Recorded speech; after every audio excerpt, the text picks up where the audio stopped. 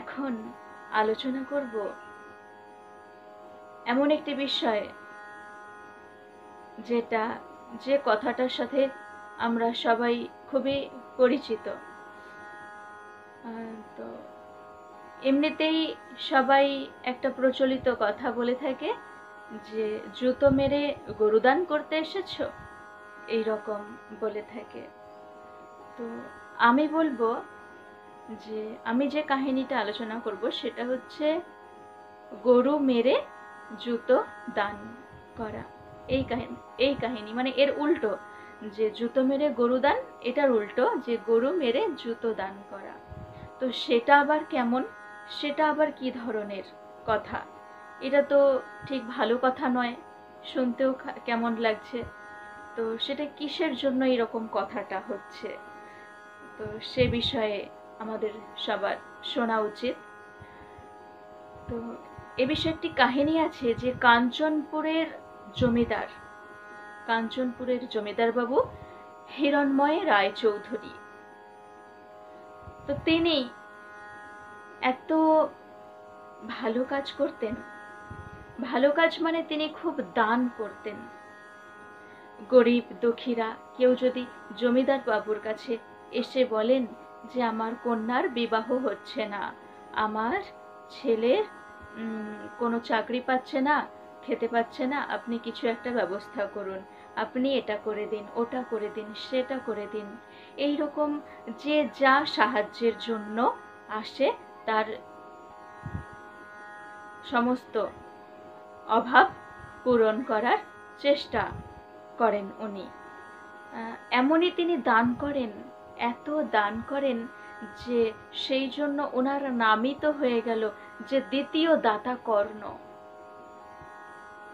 কর্ণ তো দাপর যুগে, তো ইনি যেন কলিযুগের দ্বিতীয় দাতা কর্ণ, যে এটা দিচ্ছে ওটা দিচ্ছে, কত দান করছেন।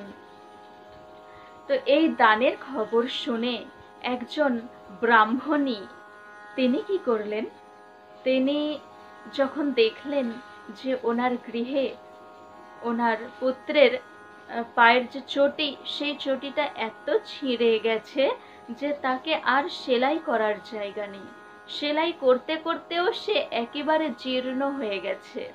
প্রথমবার ছিঁড়ে গেলে তাকে সেলাই করে ব্যবহার করা যায় চটিকে, কিন্তু সেই চটি এতটাই সেলাই করতে করতে এমনই হয়ে গেছে যে আর সেলাই করা সম্ভব হচ্ছে না, এবার একটা চটি চাই, জুতো চাই।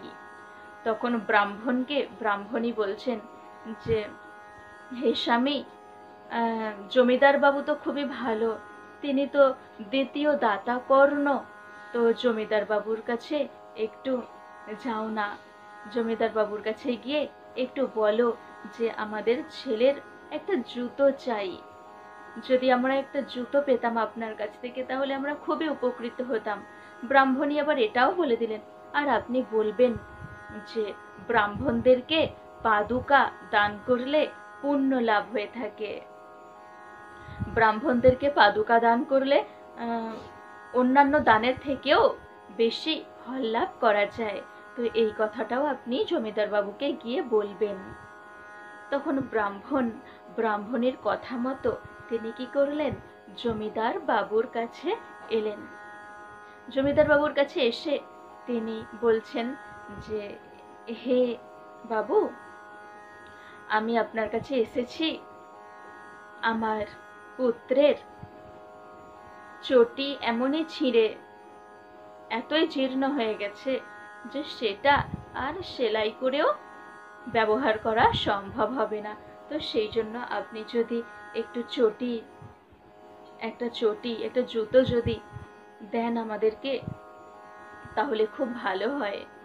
আর ব্রাহ্মণকে যদি পাদুকা দান করা হয় তাহলে যে পুণ্য লাভ হয় সেই পুণ্য আপনি লাভ করতে পারবেন, সেই জন্য আমার একটা জুতো দরকার, আপনি আমাকে একটা জুতো দিন আমার ছেলের জন্য।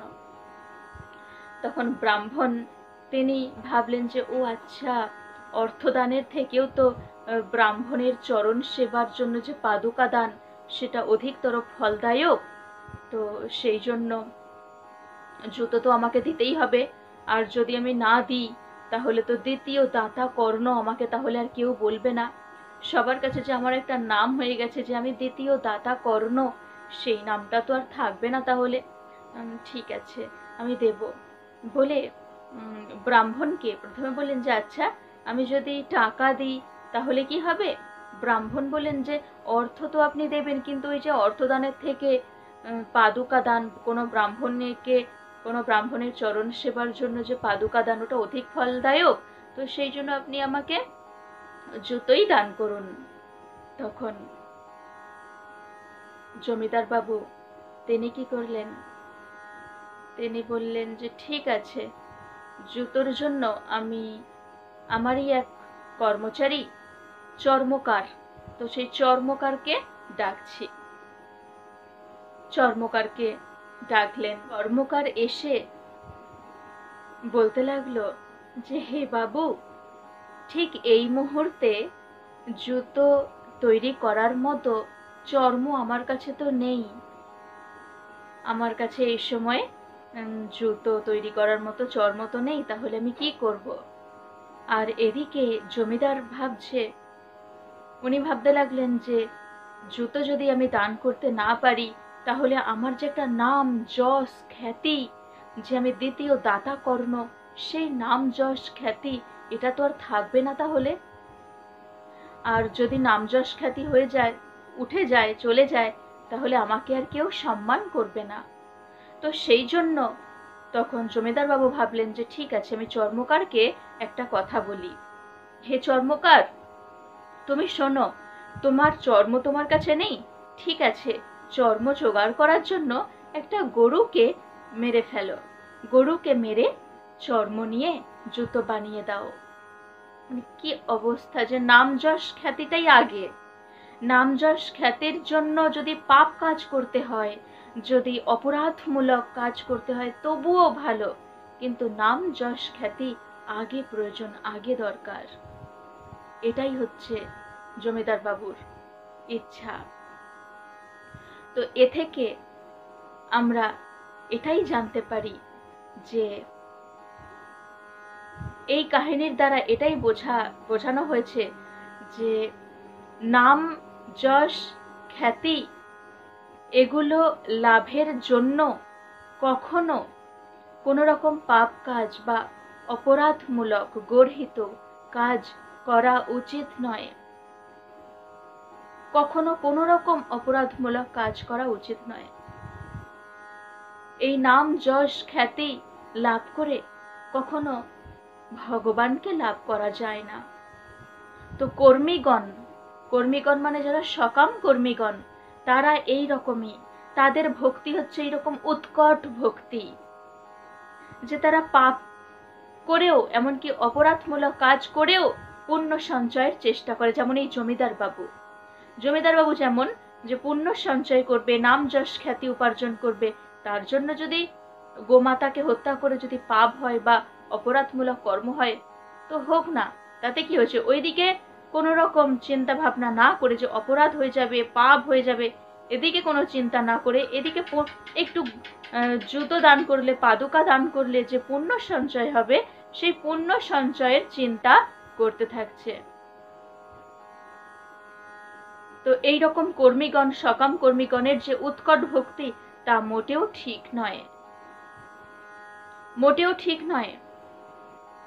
এমন অনেকে আছে যারা জীব সেবা করতে চেষ্টা করে, জীব সেবা করার জন্য খুবই উদ্গ্রীব হয়ে থাকে, কিন্তু জীব সেবা করতে গিয়ে বহু জীবকে হত্যা করে ফেলছে, তার ফলে যে পাপ হচ্ছে, অপরাধ হচ্ছে, এটা বুঝতে পারছে না। তারা জানে যে জীব সেবা মানে হচ্ছে শিব সেবা, এইরকম বলতে থাকে যে নারায়ণ সেবা, তো ভগবানকে সেবা করা হয়। তো এদিকে জীব সেবা করতে গিয়ে আর অপরাধমূলক কাজ যে এদিকে হয়ে যাচ্ছে, তো সেদিকে কোনো রকম জ্ঞান থাকে না।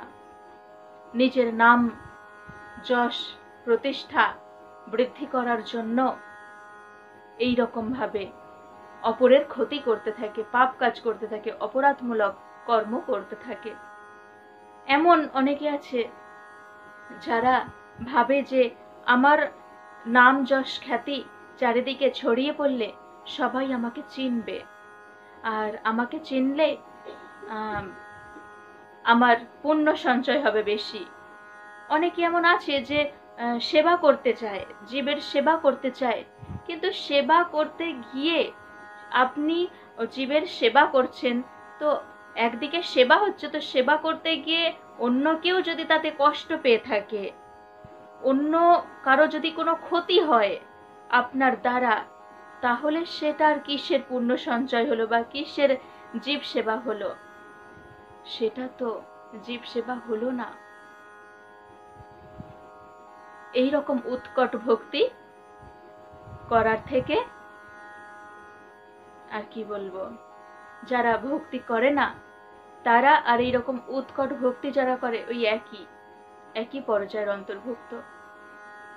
যারা ভক্তি পথ অবলম্বন করেনি তারা যেমন কোনো রকম পুণ্য সঞ্চয় করতে পারে না, আর এই উৎকট ভক্তি করে কি হয়, পুণ্য সঞ্চয় তো হয়ই না, উপরন্তু পাপ হয়ে যায়, অপরাধমূলক কাজ হয়ে যায়।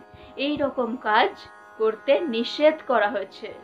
ওই জমিদার বাবুর মতো যে কাজ, ওই রকম কাজ করতে নিষেধ করা হয়েছে। একজনকে উপকার করতে গিয়ে অপরের ক্ষতি করা, ভগবানকে অসন্তুষ্ট করা হয়ে যাচ্ছে, তাহলে ওতে ভগবান খুশি হচ্ছেন না। তো সেই জন্য আমাদের এমন কর্ম করতে হবে যে নাম যশ খ্যাতি প্রতিষ্ঠা এইগুলো আমাদের হচ্ছে কি না হচ্ছে দেখার দরকার নেই। আমরা এটা দেখতে থাকবো যে আমার দ্বারা অপর কারো ক্ষতি হচ্ছে কিনা, আমার দ্বারা অপর কারো ক্ষতি হচ্ছে না তো, আমি কোনো অপরাধমূলক কর্ম করে ফেলছি না তো, বা অপরাধমূলক কর্মে লিপ্ত হয়ে যাচ্ছি না তো, এই চেষ্টা সর্বদা করতে হবে, এটা জানার চেষ্টা করতে হবে, আর সেই মতো কাজকর্ম করতে হবে। সবাই এই বিষয়ে সতর্ক থাকুন, উৎকট ভক্তি থেকে দূরে থাকুন, শুদ্ধ ভক্তি লাভ করার, শুদ্ধ ভক্তিপথ অবলম্বন করার চেষ্টা করুন। সবাই আমার সাথে বলুন, হরে কৃষ্ণ কৃষ্ণ কৃষ্ণ হরে হরে, হরে রাম রাম রাম হরে হরে।